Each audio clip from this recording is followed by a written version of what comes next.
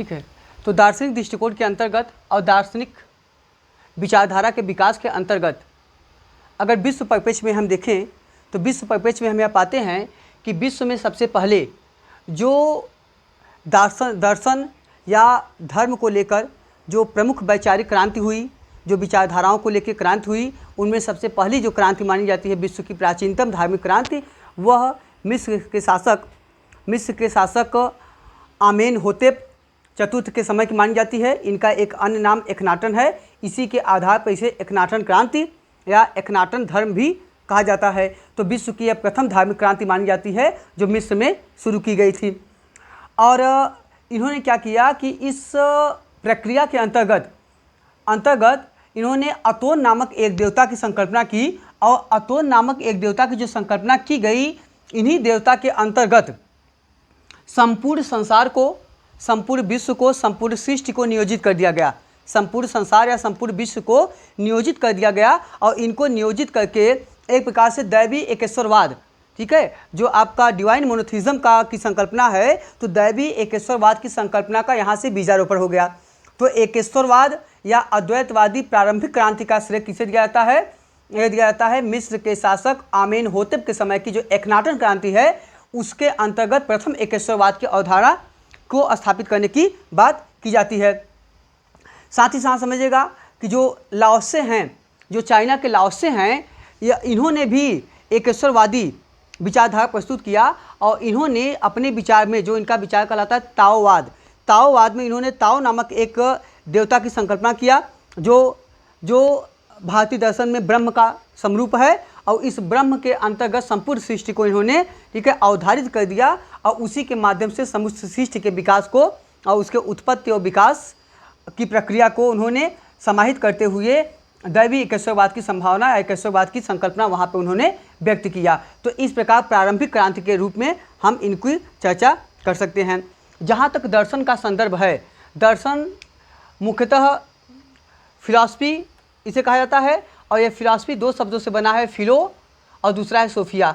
फिलो का मतलब होता है लव और सोफिया का मतलब होता है विजडम। इसका मतलब होता है लव ऑफ विजडम। इसका मतलब होता है लव ऑफ विजडम, जो कि ज्ञान के प्रति समर्पण, ज्ञान के प्रति वैचारिक विशेषता और ज्ञान के प्रति एक प्रकार का जो समर्पण होता है, ज्ञान के प्रति जो आपका डेडिकेशन होता है, ज्ञान के प्रति जो कंसेप्ट होता है, उस प्रक्रिया को यहाँ पे दर्शाता है। तो दर्शन को बेसिकली कहा जाता है कि जो अनुभूतियों के द्वारा यथार्थ अनुभूत की जाती हो, जो सत्यता के माध्यम से जानी जाती हो, to extract out the truth, सत्य को जानना, सत्य को समझना, सत्य को ढूंढने की प्रक्रिया ही दर्शन कहलाती है। तो दर्शन को हम मीमांसा भी कहते हैं, दर्शन को मीमांसा भी कहते हैं। तो मीमांसा, दर्शन और फिलॉसफी तीनों जो शब्द होते हैं यह एक ही शब्द होते हैं। अब आते हैं, अगर भारतीय परिप्रेक्ष्य में देखा जाए, अगर भारतीय परिप्रेक्ष्य में दर्शन के विकास को देखा जाए तो हम पाते हैं कि जो भारतीय दर्शन का बीजारोपण होता है, जो आपका भारतीय दर्शन का एक प्रकार का जो ओरिजिनेशन होता है वो कहाँ से होता है? वो हमें वेदों से होता है। तो वेदों से भारतीय दर्शन का, समझिएगा, वेदों से भारतीय दर्शन का बीजारोपण होता है, ओरिजिनेशन होता है। और यह दर्शन आरण्यक में पहुँचकर धीरे धीरे अंकुरित होने लगता है, ठीक है। जिसका मतलब भारतीय दर्शन जिसका बीजारोपण मुख्यतः वेदों में होता है, वह आरण्यक दर्शन में पहुंचकर, ठीक है, आरण्यक ग्रंथों के अंतर्गत वह धीरे धीरे जाके अंकुरित होता है। और उपनिषद दर्शन में पहुंचकर उपनिषद के अंतर्गत वह पुष्पित और पल्लवित होता है। याद रखिएगा, ऐसे कमेंट आपको आएगा कि भारतीय दर्शन के संदर्भ में आप इस विचारधारा से सहमत हैं या इस विचारधारा से क्या समझते हैं कि भारतीय दर्शन का बीजारोपण वेदों में होता है, जबकि उसका अंकुरण आरण्यक ग्रंथों में होता है। और वही उसका जो वह पुष्पित और पल्लवित होता है, जो विकास करता है, वह उपनिषद दर्शन के अंतर्गत करता है। इस कथन की समीक्षा कीजिए। तो याद रखिएगा कि भारतीय दर्शन का बीजारोपण वेदों में हो रहा है। तो वेद में भारतीय दर्शन का बीजारोपण हो रहा है, आरण्यक में भारतीय दर्शन अंकुरित हो रहा है, और उपनिषद में यह पुष्पित और पल्लवित हो रहा है। तो तीनों के अंतर्गत दर्शन का विकास हो रहा है।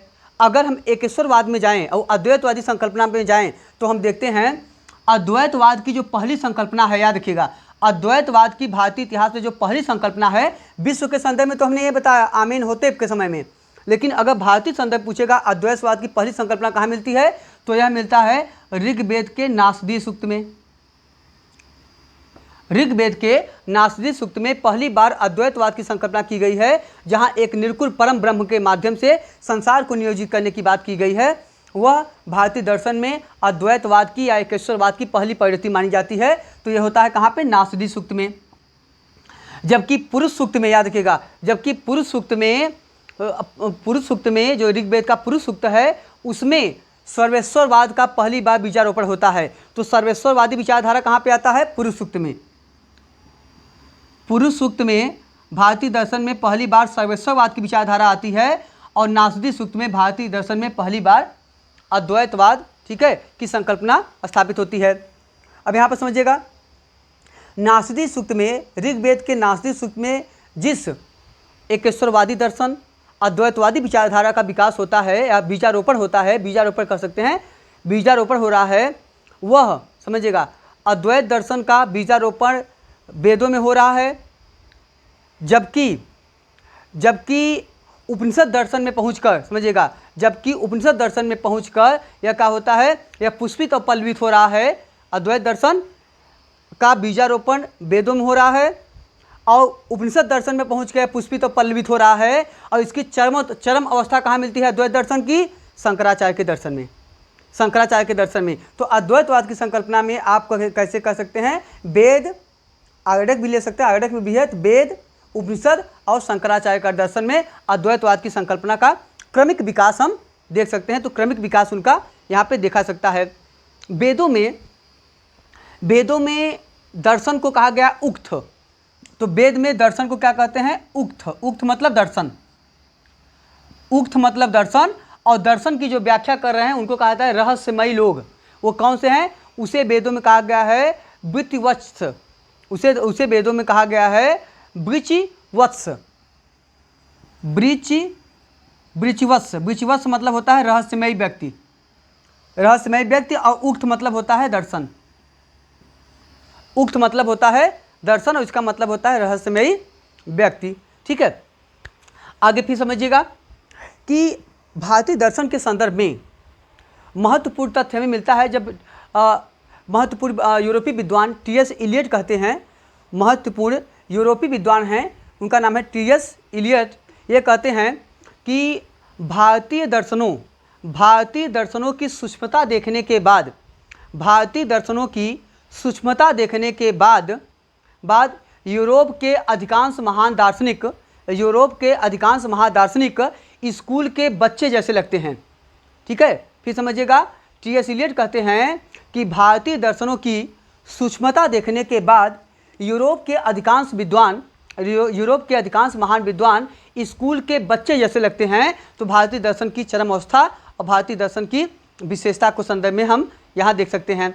इस संदर्भ में एक अन्य महत्वपूर्ण तथ्य देख सकते हैं।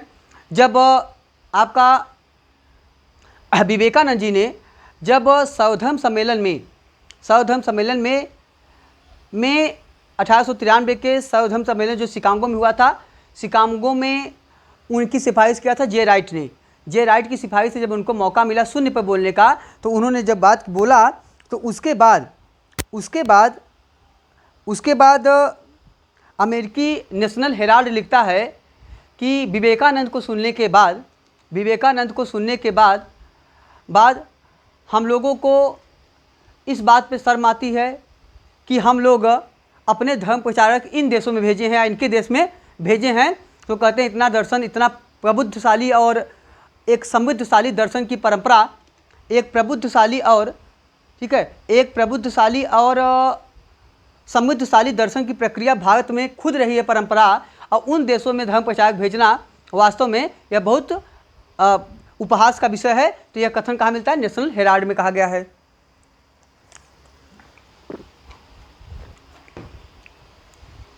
आगे आइए, जहाँ तक भारतीय दर्शन की बात है, भारतीय दर्शन का जो दृष्टिकोण रहा है और इन दृष्टिकोणों के आधार पर जो वैचारिक विचारधारा का विकास हुआ, उस विचारधारा के आधार पे कई दर्शन या कई दृष्टिकोण हमें प्राप्त होते हैं। दर्शन का मतलब दृष्टिकोण भी होता है, आउटलुक होता है। तो कई दार्शनिक दृष्टिकोण का विकास हुआ और इन दार्शनिक दृष्टिकोणों में को मुख्यतः मोटे तौर पर सभी दार्शनिक संप्रदायों और सभी दार्शनिक विचारधाराओं या दृष्टिकोणों को मोटे तौर पर 2 भागों में बांटा सकता है। इनमें से एक भाग वह है जो ऐसे दर्शन या ऐसे दार्शनिक संप्रदाय जो मुख्यतः ऐसे दर्शन या धार्मिक संप्रदाय जो मुख्यतः आस्तिक हैं, वेदों आदि में विश्वास करते हैं, और दूसरे वे हैं जो नास्तिक हैं, जो वेद आदि में विश्वास नहीं करते हैं। तो इनके आधार पे दर्शन के पहले 2 प्रमुख विभाजन, ठीक है, 2 types of differences we find in Indian philosophy, ठीक है। तो इनका जो बेसिकली डिफरेंशिएशन का आधार रहा है वो क्या रहा है? वो रहा है एक तरफ वेदों की मान्यता पर संबंधित रहा है। तो इस मान्यता के आधार पर जो भारतीय दर्शन का 2 महत्वपूर्ण विभाजन होता है वह होता है एक आस्तिक दर्शन, एक होता है आपका आस्तिक दर्शन और दूसरा होता है आपका नास्तिक दर्शन। जो संप्रदाय या दर्शन वेदों में विश्वास करते हैं वे कहलाते हैं आस्तिक, और जो नहीं विश्वास करते हैं वो कहलाते हैं नास्तिक। नहीं विश्वास करने वाले आपका नास्तिक होते हैं। इन आस्तिक और नास्तिक में अगर देखा जाए तो कौन कौन से प्रमुख आते हैं? आस्तिक दर्शनों में आपके मुख्यतः जो दर्शन आते हैं वे 6 प्रमुख दर्शन हैं आपके: सांख्य, योग, न्याय, मीमांसा, वैशेषिक और वेदांत, ठीक। नास्तिक दर्शनों में वे दर्शन हैं जो इन पे विश्वास नहीं करते हैं। उनमें कौन आते हैं प्रमुख? जैन, बौद्ध, चार्वाक आदि। अब आते हैं, अब इसमें मतलब समझिएगा कि ये जो दर्शन है या जो प्रमुख दृष्टिकोण का विकास हुआ, इसमें एक महत्वपूर्ण तथ्य यह है कि जो नास्तिक दर्शन हैं ये बहुत ज़्यादा तार्किकता पर जोर देते हैं, बहुत ज़्यादा बोधगम्यता पर जोर देते हैं, रेशनैलिटी पर जोर देते हैं, लॉजिकल पैटर्न पर जोर देते हैं, एनालिटिकल वैल्यू, एनालिटिकल अप्रोच पे बल देते हैं।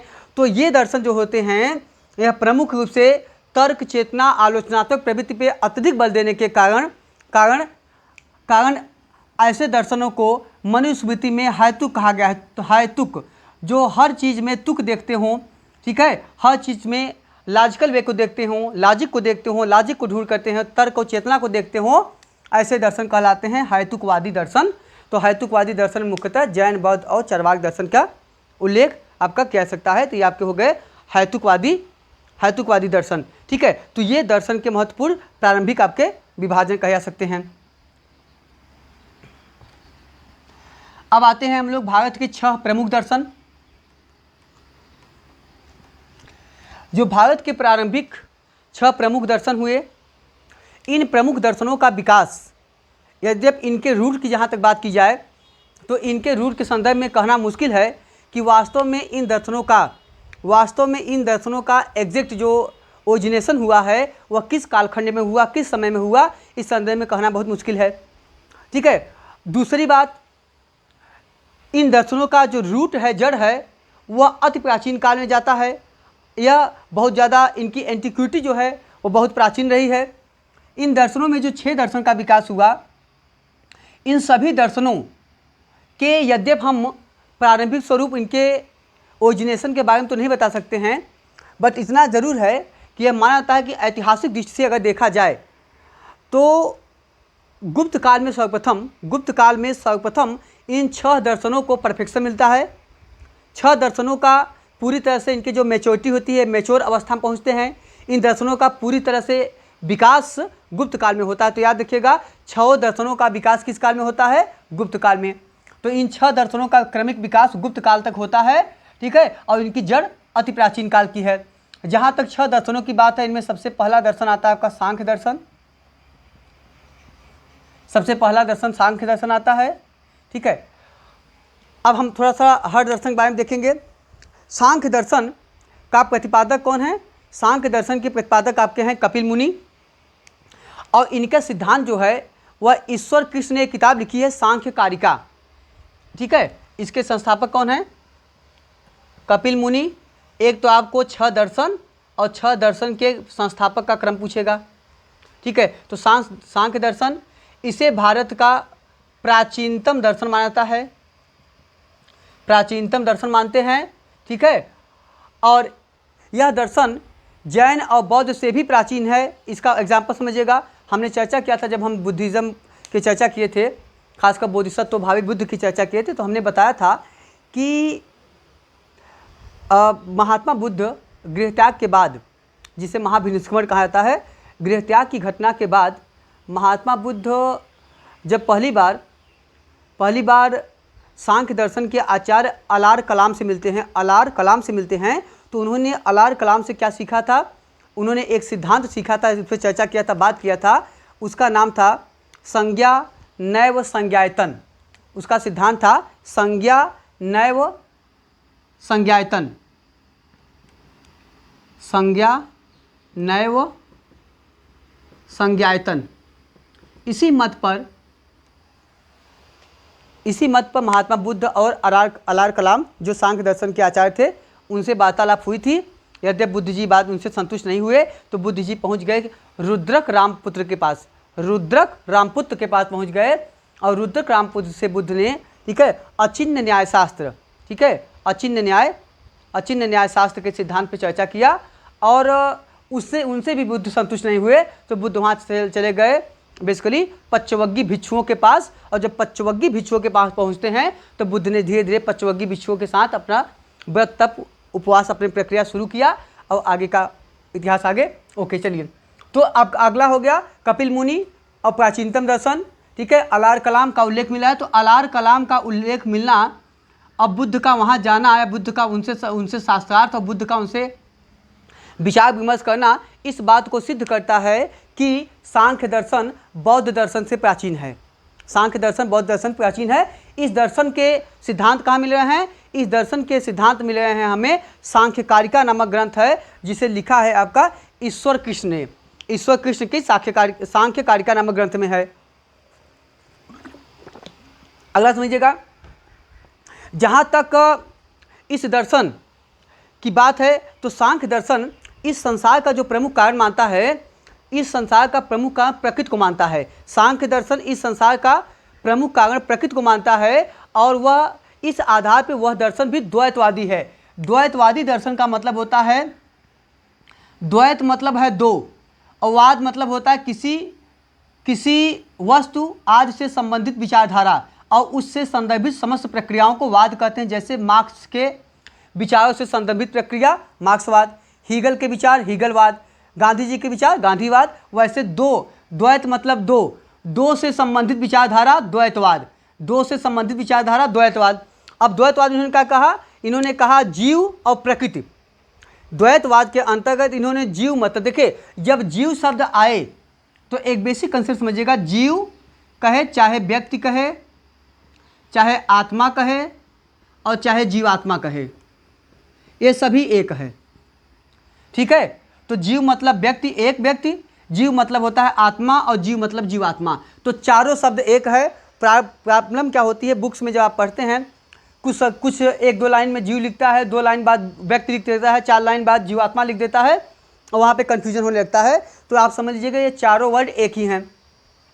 तो सांख्य दर्शन एक तो जीव मतलब आत्मा को मानता है, आत्मा की सत्ता में विश्वास करता है, और दूसरा वह प्रकृति पे विश्वास करता है, दूसरा वह प्रकृति की बात करता है। और इस आधार पे इस संसार के उद्भूत होने का मुख्य कारक, इस संसार के उद्भव और विकास का मुख्य कारक किसको मानता है? प्रकृति को मानता है।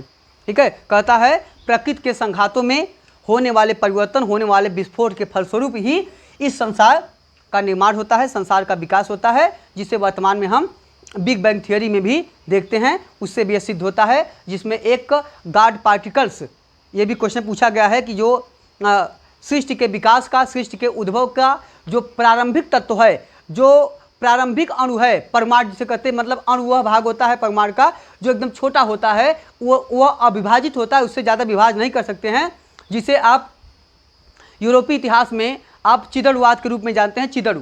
ठीक है, तो क्या हो गया, तो वह ऐसी प्रारंभिक अवधारणा, प्रारंभिक एलिमेंट्स या तत्व जो तत्व अविभाज्य हो और इसी तत्व के मिलने से आगे कुछ सृष्टि का विकास हुआ हो, तो वह तत्व क्या है, गॉड पार्टिकल्स, वर्तमान उसे कहते हैं गॉड पार्टिकल्स। तो उसे हम ईश्वरीय तत्व, भारतीय दर्शन में उसे ईश्वरीय तत्व, परम तत्व के रूप में जानते हैं। तो यह प्रकृति और जीव की बात कर रहा है और कह रहा है प्रकृति और जीव, ठीक है, दोनों की मान्यता है और दोनों को महत्व दे रहा है। ठीक है, तो यह सिद्धांत क्या हो गया, यह सिद्धांत हो गया द्वैतवादी। तो मतलब सांख्य दर्शन का दार्शनिक दृष्टिकोण क्या है, द्वैतवादी है। ठीक है, दो चीज़ों में विश्वास करा, द्वैतवादी। सांख्य दर्शन का एक अन्य महत्वपूर्ण दर्शन हमने चर्चा किया था, सत्कार्यवाद का सिद्धांत, जिसमें सांख्य दर्शन कहता है कि कोई भी वस्तु जब तक वह कार्य रूप में परिणत नहीं होती है, जब तक वह बाहर नहीं आती, कार्य रूप में दिखती नहीं है, एक्चुअलाइज्ड नहीं होती है, तब तक वह अपने कारण में, अपने रीजन में व्याप्त होती है, अपने रीजन में समाहित रहती है। इस प्रक्रिया को क्या कहते हैं, इस प्रक्रिया को हम कहते हैं सत्कार्यवाद। तो इनका एक महत्वपूर्ण सिद्धांत है आपका सत्कार्यवाद। सत्कार्यवाद यह कार्य कारण की श्रृंखला को व्यक्त करता है। सत्कार्यवाद के दो भाग हैं, विवर्तवाद और सत्कार्यवाद के दो भाग हैं, विवर्तवाद और दूसरा आपका है परिणामवाद। परिणामवाद के भी दो भेद हैं, एक आपका है ब्रह्म परिणामवाद और दूसरा आपका है प्रकृति परिणामवाद। दूसरा आपका प्रकृति परिणामवाद है। ठीक है, अब सत्कार्यवाद मतलब हमने पहले कह लिया, जैसे हमने कह दिया कि जब तक सरसों, मान लीजिए आपका ऑयल है, तेल है, ऑयल जब तक ऑयल के रूप में नहीं आता है तब तक कहाँ व्याप्त होता है, अपने कारण में। उसका कारण क्या है, उसका रीज़न क्या है, सरसों। तो सरसों कि जब तक, ठीक है, सरसों से जब तक तेल न निकले तब तक वो तेल कहाँ होता है, तब तक वो सरसों में समाहित होता है। यही सिद्धांत सत्कार्यवाद है। इसी सिद्धांत के आधार पे महात्मा बुद्ध का सिद्धांत आप देखते होंगे प्रतीत समुत्पाद। प्रतीत समुत्पाद का सिद्धांत भी इसी कार्य कारण श्रृंखला को व्यक्त करता है, इसीलिए उसे भी हेतुवाद या हेतु परंपरा कहते हैं या कार्य कारणवाद भी कहते हैं। आधुनिक काल में कार्य कारण के प्रमुख प्रतिपादक माने जाते हैं अरस्तु, और यद्यप कार्य कारणों पर सबसे पहला विचार किसने व्यक्त किया है, हेरोडोटस ने। चूँकि कम्पिटेटिव पॉइंट ऑफ व्यू से बहुत ज़्यादा इंपॉर्टेंट आपके लिए सांख्य नहीं दर्शन है, इसलिए हम बहुत ज़्यादा आपको इस पर चर्चा नहीं करेंगे। ठीक है, तो ये महत्वपूर्ण प्रारंभिक आपका दर्शन हुआ जिसे कहते हैं सत्कार्यवाद। अभी चूँकि ये जो विवर्तवाद और परिणामवाद है, यह वेदांत दर्शन में हम इसकी व्यापक चर्चा करेंगे, क्योंकि वेदांत दर्शन आपके सिलेबस में है भी और अक्सर आता भी है। ठीक है, तो विवर्त मतलब होता है आभास मात्र, आभास मात्र। तो वह दृष्टिकोण जो इस जगत को, इस संसार को एकमात्र ब्रह्म का, ईश्वर का विवर्त माने, केवल उसका आभास माने, वास्तविक न माने, उसे कहते हैं विवर्तवाद, जैसा शंकराचार्य मानते हैं। परिणामवाद का मतलब होता है कि जो किसी वस्तु का परिणाम, किसी वस्तु का कोई कारण माने। तो इस संदर्भ में दो महत्वपूर्ण है। रामानुज इस संसार या जगत का कारण ब्रह्म को मानते हैं, तो रामानुज का सिद्धांत कहलाता है ब्रह्म परिणामवाद। सांख्य दर्शन इस जगत का कारण प्रकृति को मानता है, इसीलिए सांख्य दर्शन का सिद्धांत कहलाता है प्रकृति परिणामवाद। तो आपका पहला दर्शन हो गया सांख्य दर्शन। दूसरा दर्शन जो महत्वपूर्ण है वह आपका है योग दर्शन। योग दर्शन, योग दर्शन के प्रतिपादक हैं पतंजलि।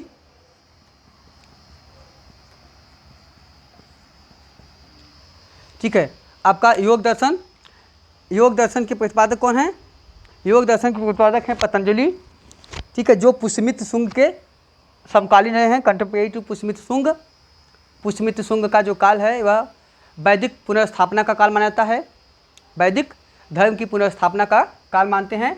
तो योग दर्शन के प्रतिपादक हुए आपके पतंजलि।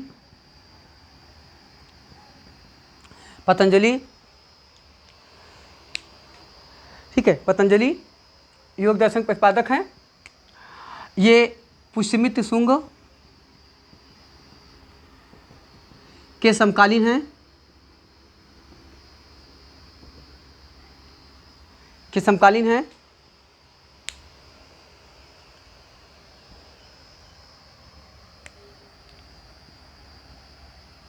ठीक, अब आगे आगे समझिएगा। जो योग दर्शन है, ठीक है, योग दर्शन बेसिकली यह ईश्वर, जीव और प्रकृति तीनों पे विचार व्यक्त करता है। याद रखिएगा, किस पे विचार करता है?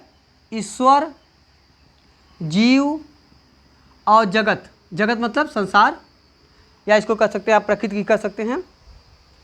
ईश्वर, जीव और प्रकृति। अब जीव मतलब आत्मा, मतलब ऐसी विचारधारा जो ईश्वर ब्रह्म को माने, आत्मा को भी माने और प्रकृति को भी माने, तो ऐसी विचारधारा क्या कहलाती है? ऐसी विचारधारा आपका कहलाती है, जो यह विचारधारा आपका बेसिकली योग दर्शन है।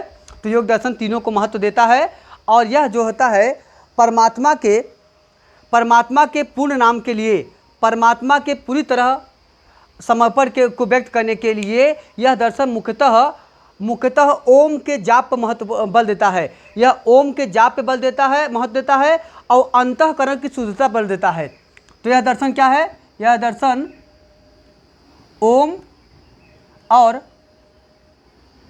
अंतःकरण की शुद्धता पर बल देता है, शुद्धता बल देता है। और दूसरा बात, यह दर्शन अष्टांग योग की बात करता है। यह दर्शन अष्टांग योग की बात करता है। अष्टांग योग का सिद्धांत किसने क्यों देता है? आपका योग दर्शन।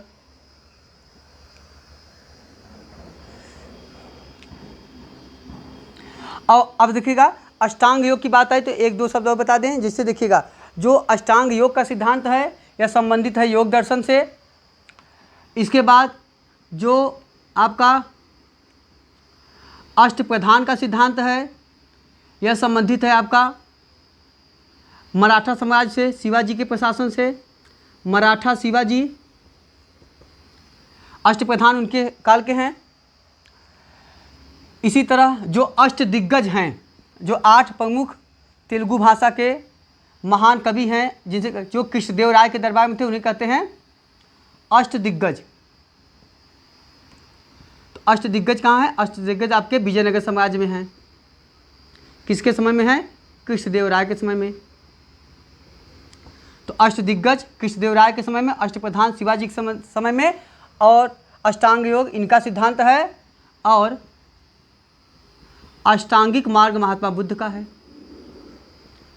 अष्टांगिक मार्ग आपका महात्मा बुद्ध का है। और जो अष्टछाप के कवि हैं, अष्टछाप के कवि, ठीक है,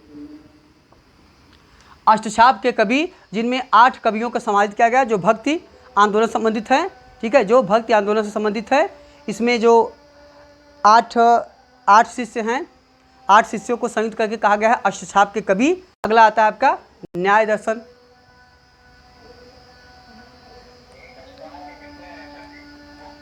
अष्टांग हृदय तो किताब बुक है, ठीक, अष्टांग हृदय और किताब बुक का नाम है। अगला आपका हो गया न्याय दर्शन। न्याय दर्शन, न्याय का तात्पर्य होता है तर्क या निर्णय। न्याय का तात्पर्य होता है तर्क या निर्णय। और इसके जो इसके प्रतिपादक कौन है? गौतम ऋषि। इन्होंने एक ग्रंथ लिखा है, ठीक है, एक ग्रंथ है इनका इनका एक ग्रंथ है न्याय सूत्र। उसी में इनके सिद्धांत मिलते हैं। किसमें मिलते हैं? न्याय सूत्र में। न्याय सूत्र में इनके सिद्धांत मिलते हैं। न्याय सूत्र में याद रखिएगा, योग सूत्र में किसके सिद्धांत मिलते हैं? योग दर्शन के। योग सूत्र में योग दर्शन के सिद्धांत मिलते हैं, हाँ, और इसमें न्याय दर्शन में इनके सिद्धांत मिलते हैं न्याय सूत्र में, ठीक है। इन लोगों ने क्या माना? इस दर्शन का मुख्य मानना यह है कि तत्व के ज्ञान से ही, मतलब वस्तु के वास्तविक ज्ञान से ही, ठीक है, मोक्ष संभव है। इसका सीधा तात्पर्य इतना समझ लीजिएगा कि जब तक सत्यता या वास्तविकता का ज्ञान नहीं होगा तब तक अज्ञानता का आवरण रहेगा। और जब तक अज्ञानता का आवरण रहेगा तब तक आपको कभी भी मोक्ष नहीं मिलेगा। यही इस दर्शन का मुख्य लक्ष्य है। शंकराचार्य भी वही मानते हैं, जब तक अज्ञानता का आवरण नहीं हटेगा तब तक व्यक्ति अपने आप को संसारिकता या सांसारिक प्राणी मानेगा, और व्यक्ति तब तक संसार को और स्वयं को, ठीक है, स्वयं को अज्ञानता के फलस्वरूप, ठीक है, अपने और ब्रह्म में, दोनों में अलग अलग देखेगा और जगत को भी वास्तविक मानेगा। तो यह है अज्ञानता के समाप्त होने पर ही मोक्ष प्राप्त किया सकता है। यह आपका न्याय दर्शन है। अगला दर्शन आपका आता है मीमांसा। मीमांसा का मतलब होता है दृष्टिकोण या दर्शन, और दर्शन बेसिकली होता है to extract out the truth, सत्य को जानना, सत्य को समझना ही दर्शन होता है। सत्य को जानना, सत्य को समझना ही दर्शन है, ठीक है। तो अगला दर्शन आपका आया मीमांसा दर्शन। मीमांसा दर्शन जिसके सिद्धांत मुख्यतः मीमांसा सूत्र में मिलते हैं। ये लिखा किसने है? जैमिनी ने। इसके प्रतिपादक कौन है इस दर्शन के? जैमिनी। जैमिनी इसके प्रतिपादक हैं, जिन्होंने जैमिनी सूत्र लिखा है। इसी में इस दर्शन की मूल बातें, मूल विचारधारा हमें प्राप्त होती है, ठीक है। यह जो दर्शन है, यह दर्शन मुख्यतः, ठीक है, यह दर्शन मुख्यतः दो भागों में विभाजित करके देखा जाता है। तो मीमांसा दर्शन के दो भाग कौन से हैं? एक का दो समझिएगा। पहला है पूर्व मीमांसा और दूसरा है आपका उत्तर मीमांसा।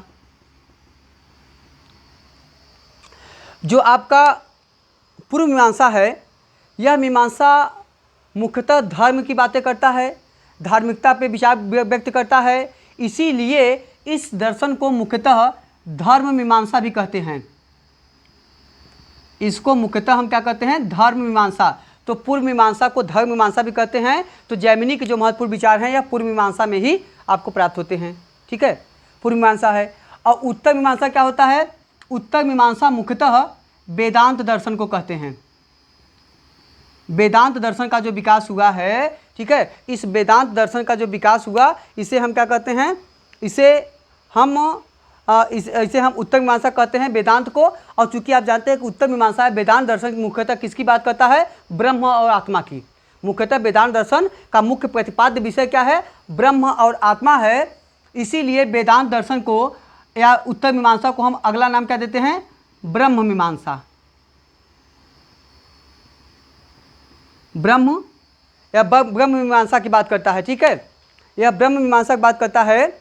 और इस दर्शन में, मीमांसा दर्शन की एक खासियत है, मीमांसा दर्शन में पारिवारिक जीवन, मतलब पारिवारिक धर्म से लेकर राष्ट्रीय धर्म, पारिवारिक धर्म से लेकर पारिवारिक नियम कानूनों से लेकर, ठीक है, एक राष्ट्रीय स्तर तक के धर्म या नियम कानूनों का उल्लेख मिलता है, ठीक है। तो इसका स्वरूप पारिवारिक जीवन से लेकर राष्ट्रीय जीवन तक अनवरत चलता है, ठीक है। और इसके माध्यम से वह राष्ट्रीय जीवन के कर्तव्यों और अकर्तव्यों का निर्धारण करता है।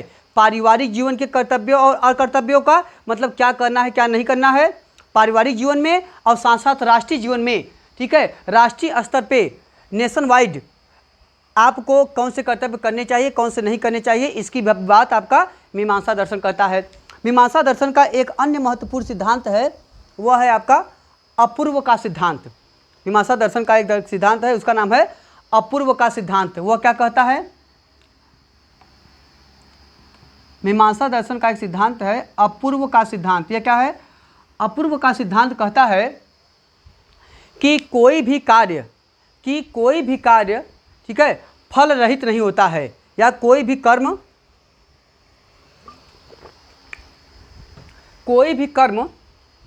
फल रहित नहीं होता है। इसका मतलब क्या होता है? कोई कर्म फल रहित नहीं होता है। इसका तात्पर्य यह होता है कि प्रत्येक कर्म अपना फल जरूर देता है। प्रत्येक कर्म अपना फल जरूर देता है, अच्छा बुरा जैसा भी फल होगा। अंग्रेजी में कहते हैं no act does waste, no act does waste without bearing its fruit, without bearing its fruit. संसार का कोई भी कर्म अपना फल दिए बिना नहीं रहता। तो अच्छा बुरा जो भी करेंगे उसका फल आपको अंततोगत्वा आज नहीं कल भोगना ही पड़ेगा, ये श्योर है। क्योंकि कोई भी कर्म आप कर लेंगे वो फल बिना दिए नहीं जाएगा, फल आपको भोगना ही पड़ेगा आज नहीं कल, ठीक है। तो इसको कहते हैं no act does waste without bearing its fruits. और मीमांसा दर्शन में इसे कहते हैं अपूर्व का, इसे मीमांसा दर्शन कहते हैं अपूर्व का सिद्धांत। ठीक, अगला आपका है वैशेषिक दर्शन। वैशेषिक दर्शन जिसके प्रतिपादक हैं कणाद। वैशेषिक दर्शन के प्रतिपादक हैं कणाद। और वैशेषिक दर्शन की एक अन्य महत्वपूर्ण तथ्य, वैशेषिक दर्शन जो है यह जैन धर्म से साम्यता रखता है, जैन धर्म से साम्यता रखता है। दूसरी बात, यह दर्शन जो है यह बेसिकली धर्म के वास्तविक स्वरूप की चर्चा करता है, धर्म के वास्तविक स्वरूप की चर्चा करता है यह, और यह वेद और ईश्वर दोनों को मान्यता देता है।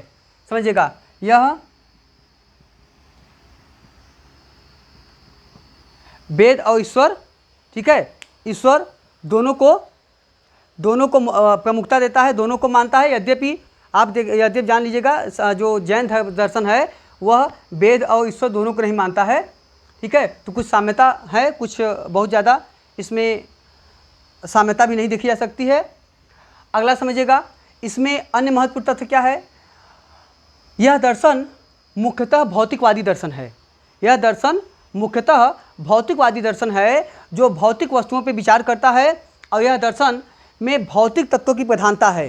तो यह दर्शन, इस दर्शन में भौतिक तत्वों की प्रधानता है, भौतिक दर्शन या तत्वों की प्रधानता। इसीलिए भारत में भौतिक दर्शन के विकास या भौतिकवादी विचारधारा के रूप में भौतिक शास्त्र की शुरुआत इसी दर्शन से मानी जाती है। तो भारत में भौतिक शास्त्र की शुरुआत इसी से मानी जाती है, भौतिक शास्त्र की शुरुआत, ठीक है, इसी से मानी जाती है। वह शास्त्र जो भौतिक जीवन से संबंधित होती है उसे कहते हैं भौतिक शास्त्र। तो इसकी शुरुआत किससे मानते हैं, इसी आपके वैशेषिक दर्शन से। दूसरा महत्वपूर्ण समझिएगा, यह दर्शन मैंने कहा कि भौतिक तत्वों पर जोर देता है। और जान लीजिएगा कि भारत का प्रथम भौतिकवादी दर्शन अगर पूछेगा तो कौन हो जाएगा, भारत में जो प्रथम भौतिकवादी दार्शनिक हैं या दर्शन है वह हैं आपके अजीत केश कम्बलिन। यह भारत के प्रथम भौतिकवादी दार्शनिक माने जाते हैं। उनका नाम है अजीत केश कम्बलिन। अजीत केश कम्बलिन। यह आप जब बुद्ध से पूर्व के दार्शनिकों का विकास पढ़ते होंगे तो अजीत केश कम्बलिन, पकुतकंचायन, ठीक है, संजय बेलुटपुत्र, इन सब और सुने होंगे। बहुत सारे मत हैं जैसे ईश्वरवाद, खत्तबीजवाद, आजीवक संप्रदाय, बहुत सारे मतांतरों का विकास हुआ। अजीत केश कम्बलिन है, इनका जो सिद्धांत है यह सिद्धांत कहलाता है उच्छेदवादी दर्शन या उच्छेदवादी दर्शन या यादृच्छवादी दर्शन। इनका दर्शन है इनका दर्शन है आपका, यह शब्द है यादृच्छवादी दर्शन, या इसे कहते हैं उच्छेदवादी दर्शन। यादृच्छतावाद या उच्छेदवादी दर्शन जो होता है यह संसार की किसी भी वस्तु को वास्तविक नहीं मानती, यह किसी भी संसार किसी भी वस्तु को एक प्रकार कर सकते हैं स्थिर नहीं मानती, शाश्वत नहीं मानती, ठीक है। यह संसार की हर वस्तु को नष्टप्राय मानती है, हर वस्तु को पेरिसेबल मानती है, वैनिसेबल मानती है, और मानती है कि संसार की कोई भी वस्तु जो है वह, ठीक है, वह अस्थायी नहीं होती है। वह सांसारिक हर वस्तु जो होती है वह नश्वर होती है, वह क्षणभंगुर होती है, वह क्षणिकवादी होती है, वह वस्तु जो होती नष्टप्राय होती है। तो यह दर्शन कहलाती है आपका यादृच्छतावादी या उच्छेदवादी दर्शन। और इसी दर्शन से भारत में, ठीक है, भौतिकवादी दर्शन का विकास माना जाता है। और भारत के प्रथम भौतिकवादी चिंतक माने जाते हैं अजीत केश कम्बलिन। और यूरोप में जो यूरोपीय दर्शन में उच्छेदवादी दर्शन का विकास हुआ, ठीक है। तो उच्छेदवाद मतलब है किसी भी वस्तु की सत्ता न मानना, ठीक है। तो जो विश्व परिप्रेक्ष्य में जो पाश्चात्य उच्छेदवादी दर्शन का विकास हुआ है उसके प्रतिपादक हैं एडवर्ड व्हाइट। उसके प्रतिपादक आपका है एडवर्ड व्हाइट। उसके प्रतिपादक हैं एडवर्ड व्हाइट यह पाश्चात्य उच्छेदवादी दर्शन के प्रतिपादक हैं। और इसी दर्शन से समझिएगा, इसी जो अजीत के स्कम्बलिंग का भौतिकवादी दर्शन है, इसी दर्शन से आगे चल के विकास होता है। भारत के प्रमुख एक दार्शनिक संप्रदाय है जो महत्वपूर्ण या सबसे प्रमुख क्या कह सकते हैं, सबसे बड़ा भौतिकवादी दर्शन कह सकते हैं, आपका है लोकायत दर्शन। आपका है लोकायत दर्शन, और लोकायत दर्शन का दूसरा नाम है चारवाक दर्शन। चारवाक दर्शन, अभी हम इसकी चर्चा आगे करेंगे, इसलिए इस पर डिटेल नहीं जाएंगे। चारवाक दर्शन या लोकायत दर्शन, इसके प्रतिपादक हैं कौन? इसके प्रतिपादक हैं बृहस्पति। इसके याद रखिएगा, लोकायत दर्शन या चारवाक दर्शन के प्रतिपादक कौन हैं?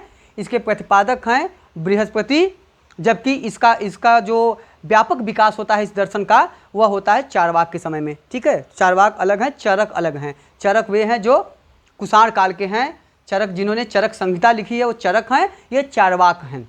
ठीक, आपके तो चरक जो हैं बेसिकली आयुर्वेदाचार्य हैं, और ये दार्शनिक हैं चारवाक दर्शन। चारवाक दर्शन जो इट ड्रिंक एंड बी मेरी में विश्वास करता है, खाओ पियो मौज उड़ाओ का सिद्धांत विश्वास करता है। और जो भारत के प्रमुख शासक हैं जिनकी चर्चा होती है उनका नाम है प्रसेनजीत। प्रसेनजीत, ठीक है, तो कौशल नरेश जो प्रसेनजीत हैं वो अभी मुख्यतः इट ड्रिंक एंड बी मेरी, खाओ पियो और मौज उड़ाओ के सिद्धांत में ही विश्वास करते हैं। ठीक है, इसीलिए ज़्यादा खाते पीते थे, बहुत मोटे हो गए थे। इसीलिए समकालीन दर्शन में, समकालीन ग्रंथों में, साहित्यिक स्रोतों में प्रसेनजीत को मोटा राजा कह के मजाक उड़ाया गया है। प्रसेनजीत को मोटा राजा कह के मजाक उड़ाया गया है, याद रखिएगा। तो ये आपके महत्वपूर्ण दार्शनिक है, इनमें से सबसे इंपॉर्टेंट है अजीत के स्कम्बलिन, याद रखिएगा। और लोकायत दर्शन के प्रतिपादक बृहस्पति, ये महत्वपूर्ण तथ्य है। अब इसके बाद हम लोग जो अगला आते हैं, ठीक है, अब आइए अगला दर्शन आपका है वैशेषिक दर्शन। वैशेषिक दर्शन के प्रतिपादक हैं कणाद। यह धर्म मुख्यतः वेद व ईश्वर में विश्वास करता है। यह दर्शन मुख्यतः धर्म के वास्तविक स्वरूप में विश्वास करता है, वास्तविक स्वरूप की बात करता है। लेकिन एक अन्य महत्वपूर्ण तथ्य है कि यह दर्शन या यह दृष्टिकोण जो है, यह भौतिकवादी तत्वों से प्रभावित है। भौतिकवादी तत्वों की इसमें प्रधानता मिलती है। तो जो मैटेरियलिस्टिक एलिमेंट्स हैं, जो वर्डली एलिमेंट्स हैं, इसमें इनकी प्रधानता मिलती है। और इसी कारण इसी दर्शन से भारत में भौतिक शास्त्र की शुरुआत मानी जाती है। इसी दर्शन से भारत में भौतिक शास्त्र की शुरुआत मानी जाती है। और दूसरा महत्वपूर्ण तथ्य यह है कि अगर हम भौतिकवादी चिंतन की बात करें, देखें, तो हम देखते हैं कि भारत में भारत के जो प्रथम भौतिकवादी चिंतक हैं वे हैं अजीत के स्कम्बलिन। अजीत के स्कम्बलिन यह भारत के प्रथम भौतिकवादी चिंतक माने जाते हैं। इन्होंने भौतिकवाद पे he is the first materialistic thinker of Indian history. और अजीत के स्कम्बलिन के बारे में आपने सुना होगा। वो महात्मा बुद्ध से पहले के जो अनेक संप्रदाय मतांतरों का विकास हुआ था, उनमें अजीत के स्कम्बलिन हैं, पकुद कच्चायन हैं, आजीवक संप्रदाय के मक्खल गोसाल हैं। बहुत सारी विचारधारा हैं, जैसे ईश्वरवाद है, जैसे खत्तबीजवाद है। हाँ, इसी तरह अन्य विचारधाराओं का विकास हुआ। अजीत के स्कम्बलिन भारत के प्रथम भौतिकवादी चिंतक हैं। इनका जो मत है, यह मत है उच्छेदवादी दर्शन, या इसे कहते हैं यादृच्छवादी दर्शन।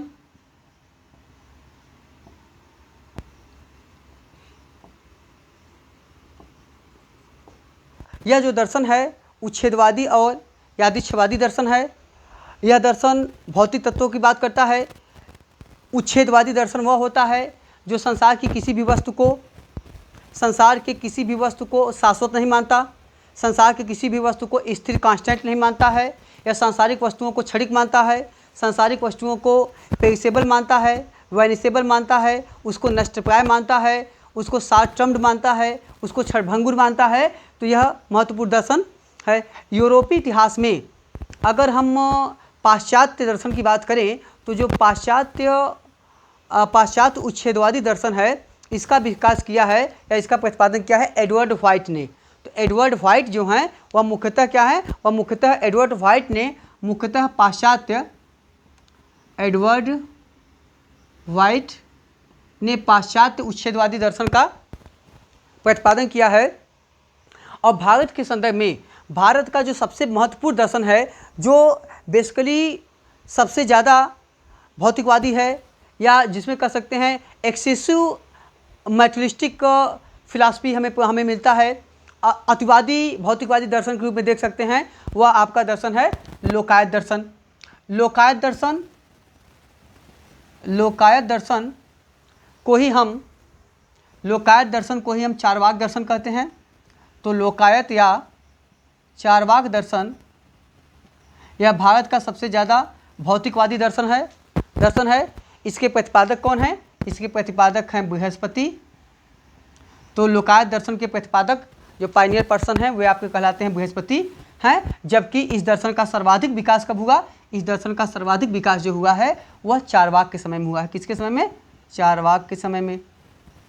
चारवाक का पूरा सिद्धांत ही अभी हम आगे चर्चा करेंगे।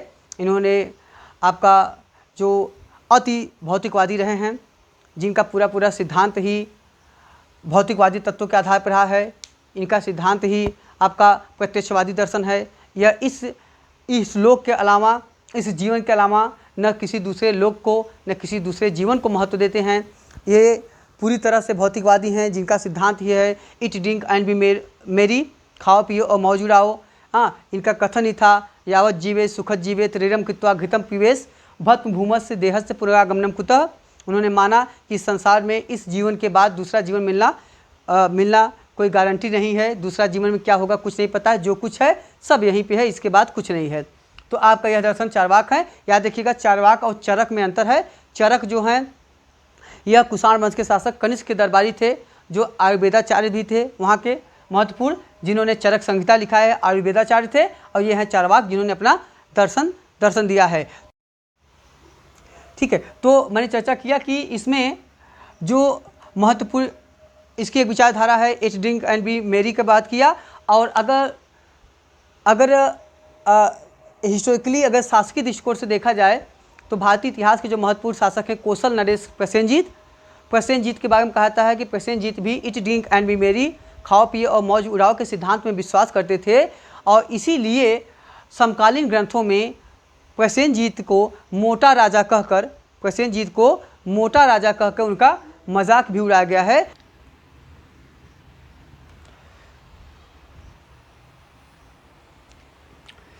अगला आपका है वेदांत दर्शन। वेदांत दर्शन, वेदांत का मतलब होता है वेदों का अंत। और वेदों के अंत को कहते हैं उपनिषद। ठीक है, वेदांत मतलब होता है उपनिषद, और वेदांग मतलब होता है शिक्षा, कल्प, व्याकरण, निरुक्त, छंद, ज्योतिष। ठीक है, तो इसका मतलब होता है कि जो वेदों को अक्षुण्ण बनाए रखने के लिए, वेदों को यादगार रूप में रखने के लिए, वेदों को परिरक्षित करने के लिए जिस शास्त्र का विकास हुआ उसे कहते हैं वेदांग। तो वेदांग की संख्या है 6। शिक्षा, कल्प, व्याकरण, निरुक्त, छंद और ज्योतिष। यह 6 ग्रंथ क्या हैं? वेदांग कहलाते हैं। और उपनिषद को कहते हैं वेदांत, वेदों का अंत। वेदों का अंतिम भाग जो होता है वह कहलाता है वेदांत। और वेदांत मतलब होता है उपनिषद। इसका मतलब होता है कि ऐसा दर्शन जो उपनिषद पर आधारित हो, उपनिषद की विचारधारा पर आधारित हो, ऐसे दर्शन को कहते हैं वेदांत दर्शन। ठीक, ऐसे दर्शन कहते हैं वेदांत दर्शन। यह वेदांत दर्शन जो है यह उत्तर मीमांसा से निष्कृत है, निकला हुआ है। किससे? उत्तर मीमांसा से। यह वेदांत दर्शन किसमें विश्वास करता है? याद रखिएगा, वेदांत दर्शन ईश्वर को, ब्रह्म को, विश्व का कर्ता धर्ता और संहार कर्ता मानता है। कर्ता धर्ता और संहार कर्ता मानता है, मतलब इस विश्व का जो संपूर्ण कारक है वो क्या है? संपूर्ण कारक कौन है आपका? कर्ता धर्ता और संहार कर्ता जो है विश्व का वो कौन है? वह कुल मिला के कर्ता धर्ता संहार कर्ता सब मिला के ब्रह्म है। तो यह ब्रह्म पर विचार करता है और ब्रह्म को मानता है। जो वेदांत दर्शन है, ठीक है, वेदांत दर्शन का जो शुरुआत होती है, जो पहला सूक्त है वो क्या है? वह पहला सूक्त है अथातो ब्रह्म जिज्ञासा। ठीक है, इसका पहला सिद्धांत है, पहला शब्द कह सकते हैं अथातो ब्रह्म जिज्ञासा। अथातो ब्रह्म जिज्ञासा, इसका मतलब होता है कि जो ब्रह्म को जानने की इच्छा रखते हैं या जो ब्रह्म को जानना चाहते हैं, जो ब्रह्म को जानने की इच्छा रखते हैं, ठीक है, हाँ, वे ब्रह्म से भिन्न हैं। जो ब्रह्म को जानने की इच्छा रखते हैं, ठीक है, हाँ, या जिसे ब्रह्म को जानने की इच्छा है वह ब्रह्म से भिन्न है। जिसे, क्योंकि ब्रह्म मतलब सर्वोच्च है, सुप्रीम पावर है, सुप्रीम अथॉरिटी है, तो वह क्या कहलाती है? वह आपका ब्रह्म कहलाती है, सर्वोच्च पावर है, सर्वोच्च सत्ता है। तो यह आपका शुरुआत इसी से होती है। यह सिद्धांत जो है वेदों का अंत है, वेदांत पर आधारित है। इसके प्रवर्तक कौन है? वेदांत दर्शन के वादरायण हैं, इसके प्रवर्तक हैं। और इसके जो सिद्धांत हमें प्राप्त होते हैं, इसके सिद्धांत हमें मिलते हैं, उनके ग्रंथ है ब्रह्मसूत्र। तो वादरायण का ग्रंथ है, इसका नाम है ब्रह्मसूत्र।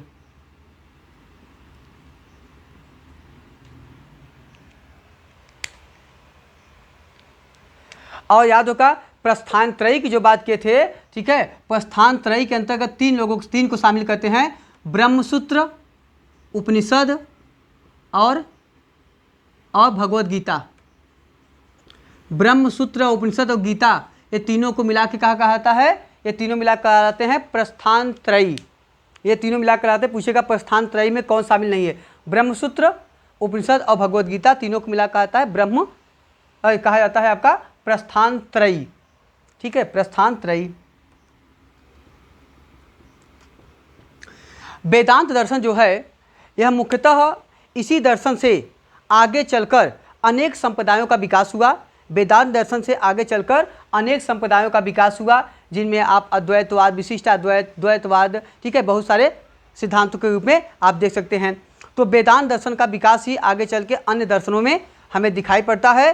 ठीक है, तो अब हम लोग आगे चलेंगे, एक एक अन्य दर्शनों का के बारे में बात करेंगे जो वेदांत दर्शन से निकले हुए हैं, और इनके आधार पर कौन कौन से तत्व हैं, इनके आधार पे उनकी विशेषता क्या आती है, और जो प्रत्येक दर्शन है, अद्वैत, विशिष्टाद्वैत आदि है, इनकी मूल अवधारणा क्या है, और इनसे संबंधित विद्वान या इनसे संबंधित महत्वपूर्ण व्यक्तित्व कौन से रहे हैं, इनकी चर्चा करते हैं, जो एग्जामिनेशन पॉइंट ऑफ व्यू से आपके लिए बहुत इंपॉर्टेंट भी है। तो उनकी चर्चा हम आगे करते हैं।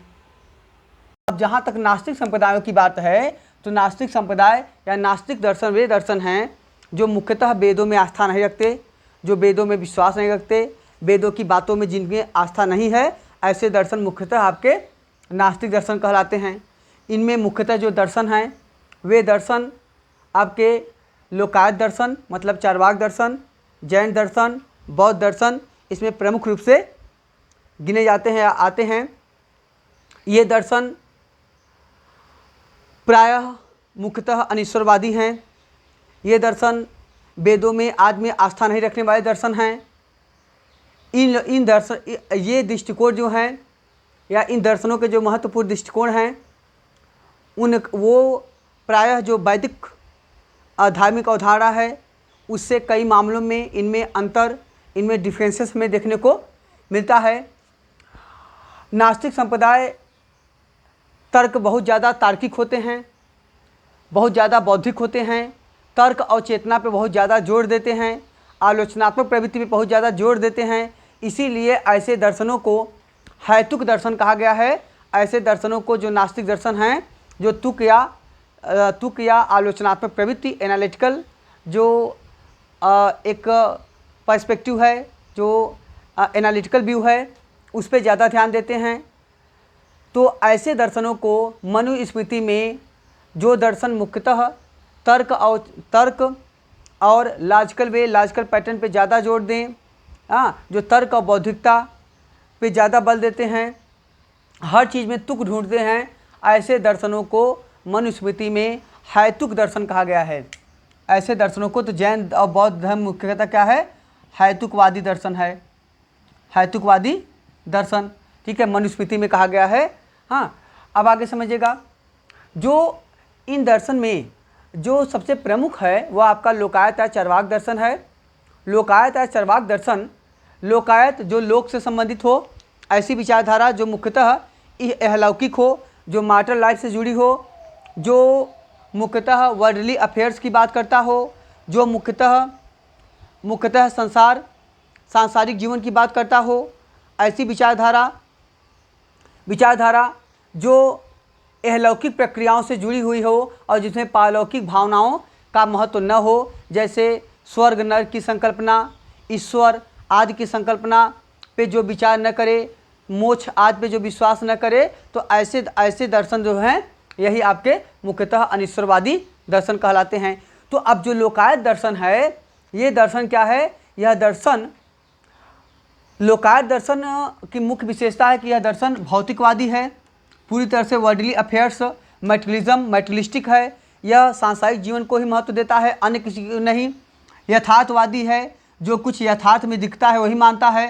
प्रत्यक्षवादी है, जो प्रत्यक्ष आँखों के सामने है, प्रत्यक्षम किम प्रमाणम की बात पे ध्यान देता है, जो कुछ दिख रहा है, जो सत्य है, वास्तविक है, जो हमें अनुभव हो रहा है, हमें दिखाई दे रहा है, वही सत्य है, इसके अलावा कुछ भी सत्य नहीं है।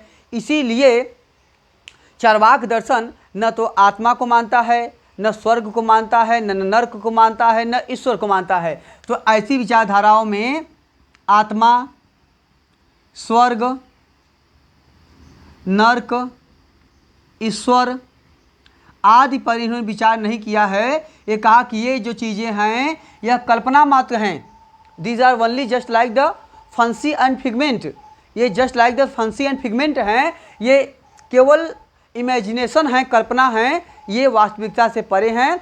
तो these elements are beyond of the reality, तो कहते हैं कि ये जो एलिमेंट्स हैं ये बियॉन्ड ऑफ रियलिटी हैं, इनमें वास्तविकता कुछ नहीं है, ये एक प्रकार से किस्सा कहानी है, मनगढ़ंत चीज़ें हैं, यह केवल कल्पना है, यह केवल एक विचारधारा है, तो इसको ये महत्व नहीं देते हैं।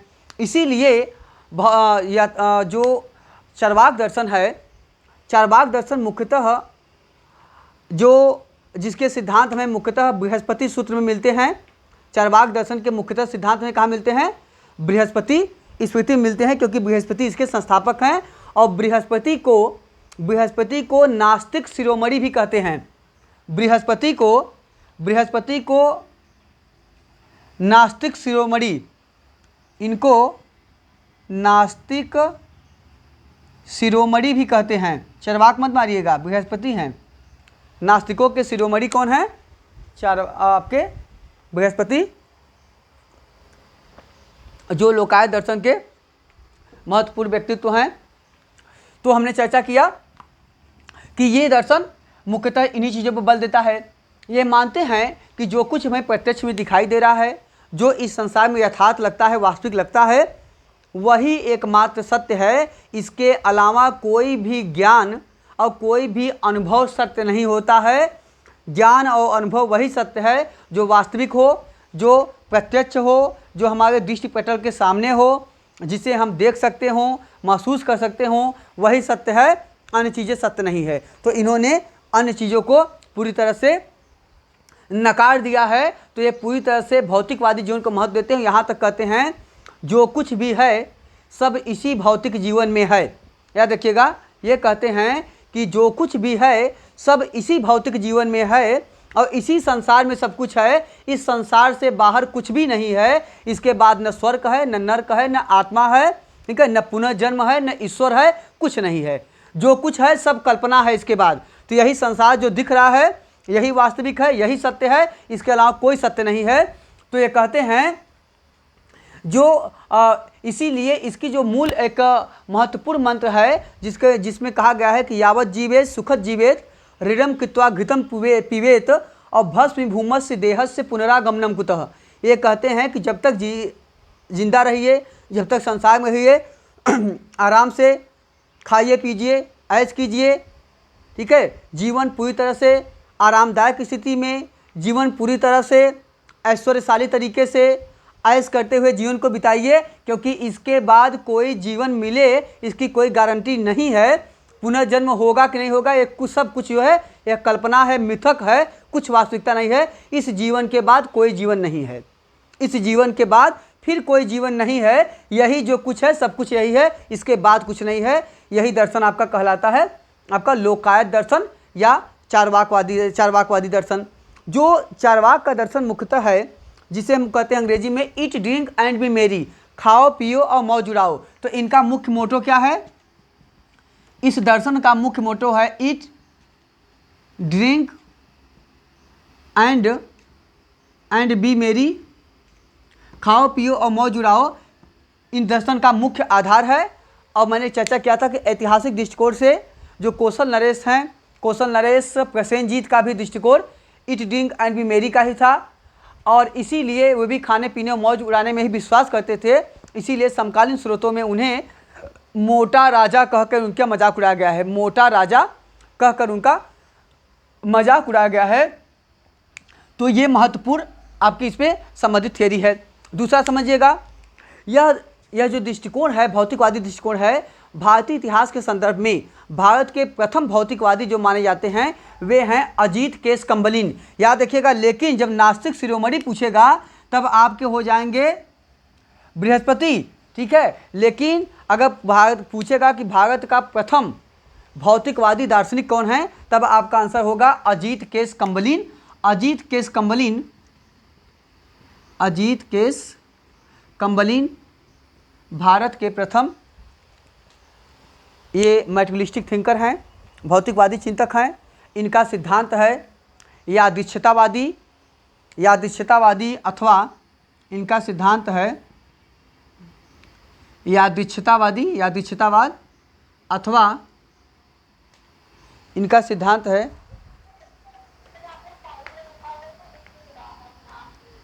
ठीक है, तो अथवा उच्छेदवादी।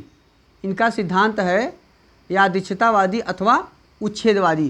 तो ये जो दार्शनिक हैं, यह उच्छेदवाद एक ऐसी विचारधारा होती है जो विचारधारा संसार की किसी भी वस्तु को अस्थायी नहीं मानती है, संसार की किसी वस्तु को कांस्टेंट या स्थिर नहीं मानती है। यह मानती है संसार की सभी वस्तुएं जो हैं वह वैनिसेबल हैं, वह पेरिसेबल हैं, वह नष्टप्राय हैं, वह शॉर्ट टर्म्ड की हैं, उनमें अस्थायित्व नहीं होता है, उनमें कंसिस्टेंसी का अभाव होती है। तो ऐसी विचारधारा उच्छेदवादी विचारधारा कहलाती है। इस दर्शन को उच्छेदवादी दर्शन कहते हैं। और यूरोपीय इतिहास के संदर्भ में इस दर्शन को दिया है एडवर्ड व्हाइट ने पश्चिमी उच्छेदवादी दर्शन का प्रतिपादन किया है। एडवर्ड व्हाइट ने पश्चिमी उच्छेदवादी दर्शन का प्रतिपादन किया है। लेकिन भारत के संदर्भ में अजीत केस कम्बलिन जो हैं ये महत्वपूर्ण व्यक्तित्व हैं जिन्होंने इस दर्शन का प्रतिपादन किया। और आगे चलकर जो लोकायत और चरवाक दर्शन की अवधारणा स्थापित हुई उसके प्रमुख व्यक्ति हैं आपके बृहस्पति, और इसके बाद हुए प्रमुख व्यक्तित्व हैं चरवाक। ये सब प्रमुख व्यक्तित्व माने जाते हैं। अब आते देखिए, इसके बाद अगर और देखा जाए जो मुख्यतः चारवाक दर्शन के बाद आते हैं, एक चीज़ और याद रखिएगा, चारवाक और चरक में अंतर है। चारवाक जो हैं वह दार्शनिक हैं और चरक जो हैं वह कनिष्क के दरबार के आयुर्वेदाचार्य थे जिन्होंने चरक संहिता लिखा था। इसके बाद अन्य जो अन्य नास्तिक संप्रदाय हैं उनमें दो महत्वपूर्ण हैं, एक जैन और बौद्ध। जैन और बौद्ध पे चूँकि हम लोग भी बाद में भी विस्तृत चर्चा करेंगे और हमने कई वीडियो उस पर बनाए भी है। तो हम देखते हैं कि जैनिज़्म और बुद्धिज़्म जो है यह दोनों विचारधारा भी क्या है, यह पूरी तरह से नास्तिक विचारधारा है। जैन और बौद्ध दोनों दर्शन जो हैं यह भी क्या करते हैं, ये दर्शन ईश्वर को नहीं मानते हैं, ये दर्शन वेदों में कोई आस्था नहीं रखते हैं। यहाँ तक कि जैन बौद्ध अनिश्वरवादी दर्शन है दोनों, ठीक है। इसी के साथ साथ यद्यपि कुछ मामलों में दोनों में अंतर भी मिलता है। जैसे जैन दर्शन पुनर्जन्म को मानता है, पुनर्जन्मवादी है। यद्यपि बुद्ध भी पुनर्जन्मवादी हैं, लेकिन दोनों में अंतर क्या है, दोनों पुनर्जन्मवादी हैं। बस अंतर ये है कि महात्मा बुद्ध आत्मा की सत्ता में विश्वास नहीं करते हैं लेकिन पुनर्जन्म को मानते हैं। बुद्ध आत्मा की सत्ता में विश्वास नहीं करते लेकिन पुनर्जन्म को मानते हैं। लेकिन बौद्ध धर्म की एक शाखा है, उसका नाम है सामित्य।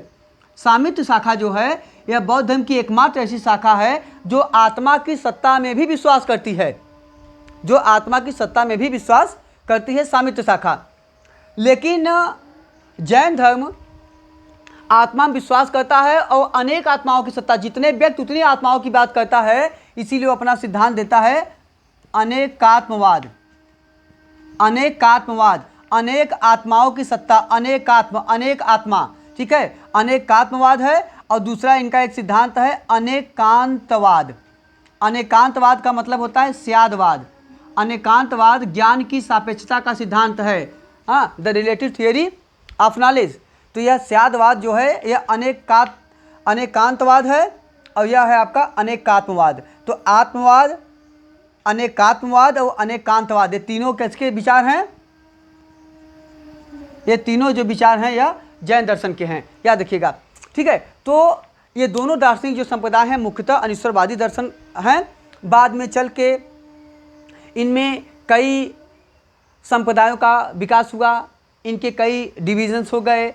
जैसे बौद्ध धर्म में देखे होंगे, एक आए थेरवादी आए, दूसरे आपके आए थेरवादी, फिर महासांघिक आए, जिनसे आगे चलकर वैभाषिक दर्शन का विकास हुआ, सर्वास्तिवादी दर्शन का विकास हुआ। इसी तरह आगे चल के तो वैभाषिक और जो सर्वास्तिवादी हैं, ठीक है, वैभाषिक और जो आपका सर्वास्तिवादी हैं, ये मुख्यतः आपके ये दोनों दर्शन जो है, सॉरी, वैभाषिक एवं वैभाषिक अथवा सर्वास्तिवादी, और दूसरे आपके आते हैं, दूसरे हैं आपके, उनको कहते हैं सौत्रांतिक। सौत्रांतिक ये दोनों हीनयान से निकले हैं, और महायान से जो निकले हैं वो हैं आपके योगाचार, ठीक है, और माध्यमिकवाद या शून्यवाद। तो बहुत सारे दार्शनिक संप्रदायों का विकास हुआ, लेकिन लगभग बौद्ध धर्म से संबंधित जितनी भी दार्शनिक मान्यताएं थी, कोई भी मान्यता वह ईश्वर की सत्ता में विश्वास नहीं किया। यद्यपि आत्मा की सत्ता में केवल एक शाखा बाद में जाके विश्वास की है, वह है सामित्य शाखा। तो बौद्ध धर्म के बहुत सारे विभाजन बाद में हुए, उनमें कई शाखाओं का विकास हुआ, ठीक है। तो वे सब आगे चल के मध्यकाल तक रही, और वर्तमान संदर्भ में भी, वर्तमान समय में भी इसकी कई शाखाओं का विकास हुआ है। और इनमें से जैसे मध्य एशिया में प्रचलित एक बड़ा फेमस शाखा है सैमेनिस्म। मध्य एशिया में प्रचलित एक शाखा है, इसका नाम है सैमेनिस्म। सैमेनिस्म, जो चंगेज खान थे वे सैमेनिस्म शाखा के थे। तो चंगेज खान जो थे, मंगोल जो थे, वो बेसिकली बौद्धिस्ट थे, बौद्ध धर्म को मानते थे। तो जो चंगेज खान थे वह सैमेनिस्म शाखा को मानते थे। इसी बात इनके और शाखाएँ थी, जैसे आपका कालचक्रयान, सहजयान, वज्रयान, ठीक है, बहुत सारी शाखाओं का विकास हुआ। इसी तरह गेलुप्पा संप्रदाय, आगे चल के इनका विकास हुआ। इसी तरह आपके इनके वैपुल्यवादी संप्रदाय, बहुत सारे संप्रदायों का विकास इसमें देखने को मिलता है। तो कुल मिला के ये जो हमारे नास्तिक दर्शन रहे हैं भारतीय परिप्रेक्ष्य में, और 3 महत्वपूर्ण दर्शन ही आपके इसके अंतर्गत आते हैं, जो कि आपके एग्जामिनेशन पॉइंट ऑफ व्यू से भी इम्पॉर्टेंट है।